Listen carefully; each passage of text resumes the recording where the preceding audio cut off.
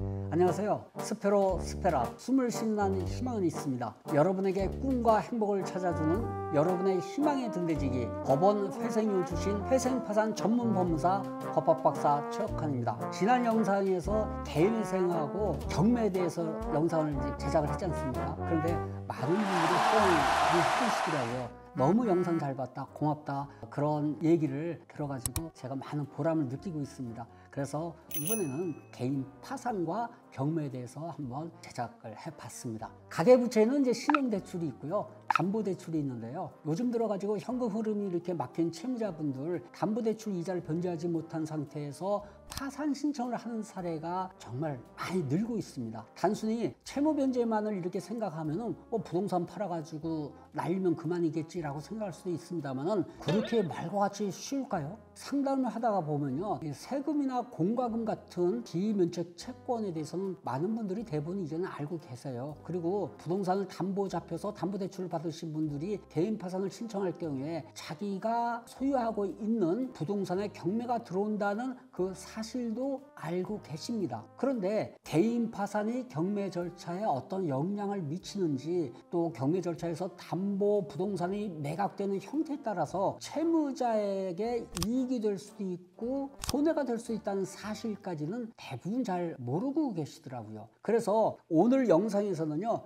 앞에서도 제가 말씀드렸습니다만은 개인 파산과 경매에 대해서 알아보도록 하겠습니다. 제 영상이 여러분에게 다소나마 도움이 될 수 있기를 바라겠습니다. 먼저 개인 파산 제도가 뭔지 알아보도록 하겠습니다. 개인 파산 제도는요, 이 재정적 어려움으로 인해 가지고 파탄에 직면해 있는 개인 채무자가 자신의 재산으로 모든 채무를 변제할 수 없을 때 채무 정리를 위한 절차입니다. 파산 선고 후에 면책 결정을 받으면요, 모든 채무에 대해서 탕감을 해주는 그런 제도입니다. 물론 이제 비면책 채권은 제외가 됩니다. 다시 말하자면요, 어떤 사람이 경제적으로 파산해가지고 그의 재산으로는 총채무를 전부 갚을 수 없는 상태일 때, 이때 법률적 수단으로 강제적으로 그 채무자의 전 재산을 관리, 환가 해가지고 모든 채권자에게 골고루 이렇게 나눠주는, 여기서 아까 비면책 채권 제외된다고 그랬죠? 세금이나 공과금을 이제 비면책 채권이라고 합니다. 비면책 채권이나 우선 채권을 제외한 나머지 일반 채권에 대해서는 이제 안분 배당을 하거든요. 이러한 식으로 진행을 하는 재판상의 절차를 법률로 정한 것을 말합니다. 다음에는 개인 파산의 전체적인 흐름을 간단히 알아보도록 하겠습니다. 그리고 개인 파산과 관련된 경매 절차에서 발생할 수 있는 문제점,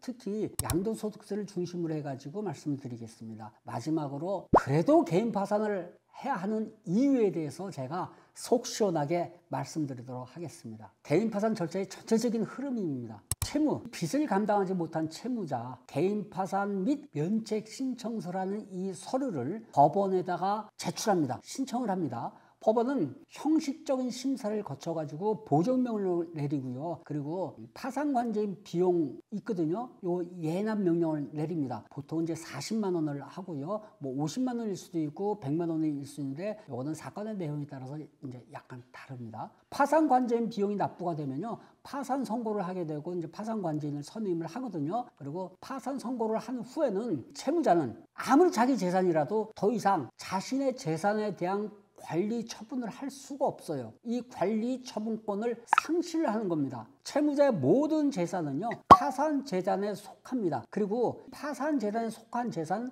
이거는 채무자의 의사에 관계없이 파산 관제인이 관리하고 처분을 하게 됩니다. 그래서 채권자는 더 이상 채무자에 대해서 빚독촉, 채권 추심을 못하고요, 채무자의 재산에 대한 강제 집행을 할 수가 없습니다. 돈 달라고 도축이나 요구를 할 수 없다는 얘기입니다. 그리고 파산 관제인은 이 파산 재단에 대한 모든 실질적인 심사를 하게 됩니다. 이후에 채권자 집회를 거쳐가지고 파산 재단에 대한 환가를 통해 가지고 채권자에게 우선순위, 또 채권액에 따라서 이 배당 절차 절차를 이제 진행을 하게 됩니다. 그리고 배당까지 끝나면 파산 절차는 모두 종결이 되고요. 청산까지 마무리되는 겁니다. 최종적으로 이제 면책을 받고 개인 파산 절차는 종료하게 됩니다. 파산 신청은요, 개인회생과는 달리 채권자나 채무자 어느 쪽이든 법원에 신청을 할 수가 있습니다. 개인회생은 채무자만 신청을 할 수가 있는데요. 파산 신청은 채무자뿐만이 아니고 채권자도 이렇게 신청을 할 수 있는 겁니다. 개인 파산 절차에 대해서 이해가 되셨죠? 아주 간단하죠. 그런데 실제 그 절차 진행을 하려면요, 정말 쉽지 않습니다. 여튼간에 개인 파산의 전체적인 흐름은 이런 것이다, 이렇게 알아두시면 될 것 같고요. 여기서 파산관제인의 역할이 굉장히 중요하다는 것을 알게 됐죠. 파산관제인은요, 파산 절차에서 중심적 역할을 하는 사람이라고 보시면 됩니다. 그러면 다음에는 경매가 뭔지 간단하게 또 설명을 해드리도록 하겠습니다. 경매는 채무자 재산을 현금화해가지고 채권자의 권리를 보호하는 중요한 법적 절차입니다. 쉽게 말하자면 채무자의 재산을 팔아가지고 채권자에게 진 빚을 갚는 절차라고 이렇게 알고 계시면 되고요. 경매에는 강제 경매와 임의 경매가 있는데요. 이 두 가지의 개념과 차이점을 알아보고 개인 파산과의 관계에 대해서 살펴보도록 하겠습니다. 강제 경매는 채권자와 채무자 간의 채무 불이행, 이거 돈 문제로 이제 다툼이 있는 거죠. 채권자와 채무자 간의 채무 불이행으로 인해 진행되는 경매거든요.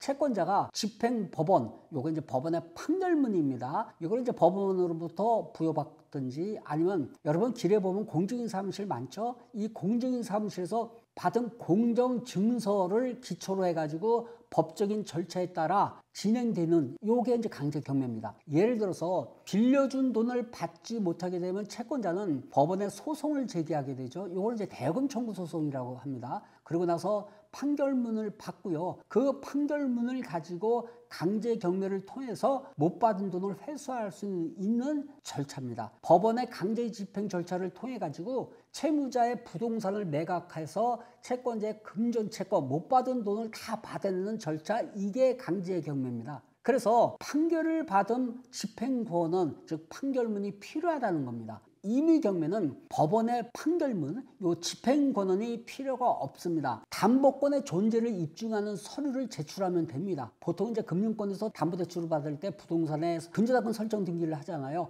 근저당권 설정한 요 서류가 필요한 겁니다. 그런데 파산 절차를 진행하면서 채무자의 부동산이 경매가 되는 경우 항상 문제가 되는 것이 있습니다. 바로 양도소득세입니다. 한 가지 사례를 들자면요. 채무자 A씨라고 하는 분, 8억 원에 매수한 부동산이 있습니다. 그런데 담보대출에 대한 이자를 제대로 납부하지 못해서 담보채권자, 보통 이제 은행이 되겠죠. 담보채권자인 은행은 법원에 경매 신청을 합니다. 그 후에 부동산에 대한 경매 절차가 이제 진행되면서 더욱더 현금 흐름이 막히게 되겠죠. 그래서 이 채무자 A씨는 결국 담보대출과 증가하는 신용대출에 대한 돈을 감당하지 못하고 법원에 파산 신청을 하게 됩니다. 부동산 경매는 뭐 그대로 진행이 되다가 경매 사건은 매각이 되고 배당 절차까지 다 종결이 됐습니다. 근데 채무자 A씨의 파산 사건, 이것도 아까 앞에서 얘기한 요 부동산, 요거 이외에 다른 재산이 없거든요. 근데 이것마저도 경매가 됐잖아요. 그러니까 달리 다른 재산이 없기 때문에 배당할 재산이 없다는 이유로 파산 절차도 종결이 됐습니다. 채무자 A씨는 개인 파산을 했기 때문에 세금 걱정은 전혀 하지 않고 있었습니다. 그런데 세무공무원의 생각은 달랐습니다. 양도소득세를 내라는 통지서를 보내왔습니다. 그렇지 않아도 신경이 지금 날카로운 상태인 채무자 A씨는 담당 공무원을 찾아가서 자신을 파산을 한 사람이다. 그러니 세금을 낼 필요가 없다. 내가 왜 이렇게 세금을 내느냐. 아주 강하게 세무공무원에게 항의를 했겠죠. 채무자 입장에서는요. 황당하죠. 유일한 재산으로 알고 있었던 집까지 지금 경매로 다 날린 상태인데 세금까지 내라니 소송까지 지금 불사할 정도로 변호사를 찾아 상담을 하기까지 합니다. 그러나 세무공무원은요. 집요합니다. 세무공무원은 그냥 회심의 미소를 지으면서 비장의 카드를 꺼내듭니다. 바로 채무자회생법 제412조입니다. 별채권의 행사. 별채권은 파산 절차에 의하지 아니하고 행사한다. 그러면 여기서 별채권은 뭐냐? 별채권은 채무자의 재산에 설정된 저당권에 따른 담보권을 말하는데요. 담보 채무인 별채권은 임의 경매를 통해서 담보권을 실행할 수 있는 겁니다. 그러면 이게 왜 문제가 될 수 있는 거냐? 파산 재단에 속한 부동산의 양도소득세 처리는 파산 절차에 따른 처분인지 아니면 임의 경매에 의한 처분인지에 따라 과세 여부가 달라집니다. 파산 재단에 속한 부동산의 양도소득세는요, 소득세법에 파산 선고에 의한 처분으로 발생하는 소득, 이거는 양도소득세가 비과세 된다고, 과세하지 않는다고 돼 있는 겁니다. 파산 절차에서 부동산의 처분 행위는 크게 세 가지로 나눠 볼 수 있는데요. 첫 번째가 파산 관제인이 회생법원의 허가를 받아서 채무자 소유의 부동산을 매각하는 경우가 있고, 두 번째로 파산 선고 전에 파산 채권자 신청에 의해서 개시된 강제 경매 절차에서 채무자 소유 부동산이 매각되는 경우가 있고, 마지막 세 번째가 근저당권자 신청에 의해서 임의 경매로 이렇게 부동산이 매각된 경우입니다. 이렇게 세 가지 경우로 볼 수가 있는데요. 첫 번째 같이 파산 관제인이 회생법원의 허가를 받아 매각하는 경우 당연히 양도소득세가 비과세됩니다. 두 번째 유형과 같은 경우에도 파산 관제인이 강제 경매 절차를 중단하지 않고 속행해가지고 재산이 처분된 경우, 이런 경우 비과세입니다. 그런데 세 번째 경우는 이건 달라요. 임의 경매는 파산 절차에 의하지 아니한 권리 행사로 이렇게 보고 있는 겁니다. 그래서 임의 경매로 인해서 발생한 양도소득세는요, 파산 선고 후의 원인으로 인한 청구권이므로 채무자가 양도소득세 납세 의무를 부담을 하는 겁니다. 임의 경매는 채무자가 양도소득세를 내야 한다는 얘기입니다. 물론 실무에서는요, 파산관제인이 파산재단을 통해서 강제집행 절차 속행을 신청하거나 아니면 파산관제인이 법원의 허가를 받아서 임의 경매를 중단한 후에 피담보 채무 변제하고 빚을 모두 갚고 파산관제인이 임의 매각을 하는 경우에는 양도소득세가 비과세가 될 수 있다는 특례가 있기는 합니다. 그런데 한번 생각을 해보세요. 근저당권이 설정된 부채를 전부 갚을 수가 있는 사람이 파산 신청을 왜 하겠습니까? 차라리 이럴 것 같으면요, 부동산을 보유한 상태에서 어차피 파산 신청을 해야 할 처지라면은 채권자한테 부탁을 해가지고요, 파산 선고 이후에 파산 관제인이 경매 신청을 하도록 부탁을 하는 방법, 이러한 것도 한번 고민을 해보시기 바랍니다. 그러면 마지막으로 파산 선고와 부동산 양도소득세 과세 여부에 대해서 알기 쉽게 다시 한번 정리를 해보겠습니다. 근거법령입니다. 이 근거법령은요, 소득세법 제89조 1항 1호입니다. 거기를 보게 되면 파산 선고에 의한 처분으로 발생하는 소득에 대해서는 양도소득세를 과세하지 않는다, 이렇게 돼 있습니다. 양도소득세로 과세되지 않는 경우가 몇 가지 있거든요. 파산 관제인이 임의 매각한 경우에 부동산, 파산 관제인이 파산 채무자 소유 부동산을 임의 매각한 경우, 이런 경우에 양도소득세 부과하지 않고요. 또 청산을 위한 형식적 경매라는 게 있습니다. 파산관제인이 파산 채무자 소유 부동산을 청산을 위한 형식적 경매 신청을 한 경우에, 그래서 매각이 되면은 이것도 양도소득세 과세가 되질 않습니다. 그리고 강제 경매 개시 결정 이후 파산 선고가 돼가지고 이게 매각이 된 경우, 이런 경우에도 역시 양도소득세 부과가 되지 않습니다. 그리고 몇 가지 다른 이유로 부과되지 않는 경우도 있는데요. 자주 있는 게 아니니까 생략을 하도록 하고요. 여기에서 이제 공통점이 뭘까요? 모든 부동산 매각 행위에 파산 관제인이 개입한다는 얘기죠. 그래서 파산 선고 이후에 부동산이 처분되는 경우, 이때는 양도소득세를 채무자가 부담을 하지 않는다는 겁니다. 이와는 반대로 양도소득세가 부과되는 경우가 있죠. 채권자가 신청한 경매, 임의 경매로 부동산이 매각된 경우, 이때는 유감스럽지만 세금을 내야 됩니다. 그리고 임의 경매가 어쨌든 간에 채무자 파산 선고 이후에 낙찰 매각이 된 경우라든지 채권자 별채권을 실행을 해가지고 임의 경매 진행으로 매각된 경우, 이런 경우는 채무자가 양도소득세를 내야 됩니다. 자, 여기서 공통점이 뭘까요? 그렇죠. 모든 부동산 매각 행위에 파산관계인이 관여하지 않고요. 채권자가 임의 경매를 신청한 경우입니다. 결재권 행사로 이렇게 임의 경매가 진행한 경우 이때는 채무자가 양도소득세를 부담을 해야 됩니다. 이렇게 이제 파산 선고와 부동산 양도소득세 과세 여부에 대해서 알기 쉽게 정리를 해봤습니다. 자, 그러면 앞에서 예를 들은 사례와 같이 근저당권자가 임의 경매를 신청한 것이 아니라 만약에 신용대출을 해준 채권자 강제 경매를 신청한 경우라면 그 결과가 어떻게 달라질까요? 다른 사실관계는 동일하다고 이렇게 가정을 하고요. 이 경우 양도소득세는 부과되지 않는다는 것을 앞에서 정리한 내용에서 우리는 알 수가 있죠. 왜냐하면 파산 신청 전에 신청한 강제 경매는요, 파산 선고로 인해서 효력을 상실한다고 이렇게 법이 규정을 하고 있기 때문입니다. 담보권자가 경매를 신청했는지 아니면은 일반 채권자가 경매를 신청했는지는 파산을 신청한 채무자에게는 전혀 중요한 내용이 아니거든요. 그런데 이러한 사정에 따라서 파산 절차가 끝난, 그리고 면책결정까지 받은 채무자가 양도소득세를 내야 하느냐 아니면 내지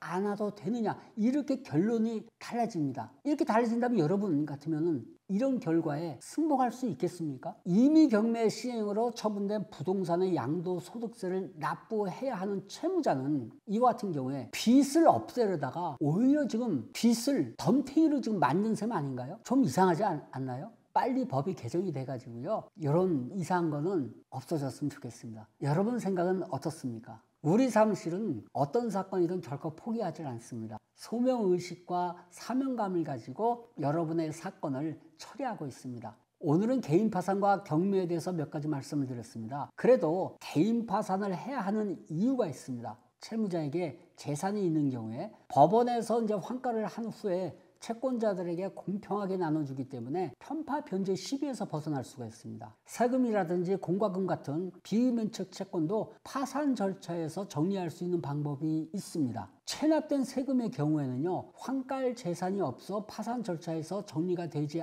않으면 실무에서는 결국 소멸시효에 걸려서 정리되는 경우도 있습니다. 파산을 한 사람을 상대로 세무당국 그렇게 깐깐하게 보지 않는다고 합니다. 그리고 경매 절차를 진행을 해야 하는 경우에는 채권자, 보통 이제 금융기관이 되는데요, 이런 채권자가 신청하는 요거는 좀 피하고 가급적이면은 파산관제인의 경매 신청을 할 수 있도록 하는 것이 유리하다는 거 꼭 유념하시길 바라겠습니다. 오늘 제 영상이 채무로 힘들어하시는 여러분들에게 다소나마 도움이 되셨으면 좋겠습니다. 마지막으로 한 가지 더 말씀드리겠습니다. 저는 법원에서 회생이원을 지낸 경력을 기반으로 해서 회생파산을 전문적으로 처리를 하고 있습니다. 보통 이제 다른 변호사라든지 법무사 사무실은 민사소송, 가사소송, 형사소송이라든지 아니면 부동산 등기, 상업등기, 공탁 업무라든지 사무실 운영에 도움이 된다면요, 사건의 내용을 가리지 않고 다양한 사건을 모두 처리를 하고 있습니다. 물론 저도 전엔 그랬습니다. 그런데 지금은 다른 사건은 하지 않고 있습니다. 오직 개인회생, 개인 파산 사건만 주 업무로 처리를 하고 있습니다. 그래서 누구보다도 회생 파산에 대한 풍부한 경험이 있습니다. 자신이 있습니다. 회생 파산을 고민하고 계시는 분들 언제든지 저 법학박사 최욱한 법무사를 찾아주십시오. 항상 여러분의 따뜻한 희망의 등대지기가 되겠습니다. 개인회생, 개인 파산, 여러분 포기하지 마시고 끝까지 최선을 다하시길 응원합니다. 스페로 스페라, 숨을 쉬는 희망은 있습니다. 여러분에게 꿈과 행복을 찾아주는 법원 회생위원 출신 회생파산 전문 법무사 법학박사 최욱한의 회생TV는 여기에서 마무리하겠습니다. 다음번에도 더 재미있고 유익한 컨텐츠로 찾아뵐 테니까요, 오늘도 제 영상이 좋으셨다면 구독과 좋아요 눌러주시고 응원의 댓글 부탁드립니다. 다음 영상에서 뵙겠습니다. 여러분 안녕히 계세요.